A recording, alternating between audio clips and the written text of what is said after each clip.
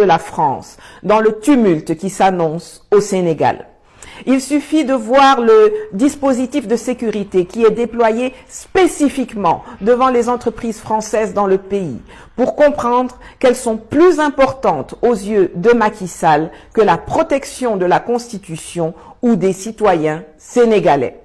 Pour la France, la seule chose qui compte, c'est que Ousmane Sonko n'arrive pas au pouvoir. Parce que Ousmane Sonko, président de la République, c'est la fin du franc CFA. C'est la fin de la base militaire française au Sénégal. C'est la fin des monopoles français protégés. C'est l'avènement de partenariats gagnant-gagnant ouverts au monde. Et ça, ils ne peuvent pas le permettre dans la vraie vie. C'est juste bon comme rhétorique mensongère lors des discours de Macron.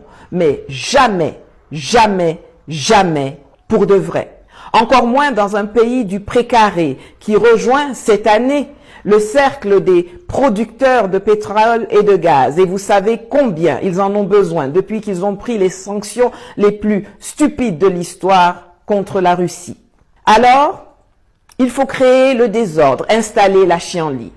Si d'aventure le soldat Macky Sall n'arrive pas à se maintenir coûte que coûte au pouvoir, il faut pousser le bouchon si loin que les populations se soulèvent, que les camps s'affrontent, idéalement qu'une guerre civile s'installe.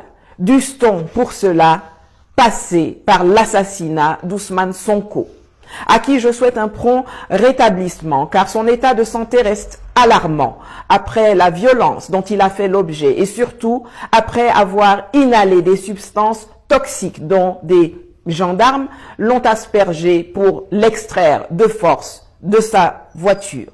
Mais avant cela, il faut réprimer, introduire un parrainage, instrumentaliser la justice pour éliminer les candidats qui dérangent, avec à leur tête le plus populaire, le plus charismatique d'entre eux, Ousmane Sonko. On l'accuse de viol. C'est tellement grossier et cousu de fil blanc que ça ne va nulle part. On commet alors un ministre pour lui intenter un procès en diffamation. L'essentiel étant de lui coller une condamnation, quelle qu'elle soit, pour annuler sa candidature à l'élection présidentielle. Macky Sall et ses parrains redoutent en effet que si la candidature de Sonko est validée, vu l'engagement de la jeunesse et l'engouement des populations pour lui, il sera difficile, voire impossible, de truquer les résultats et de voler l'élection.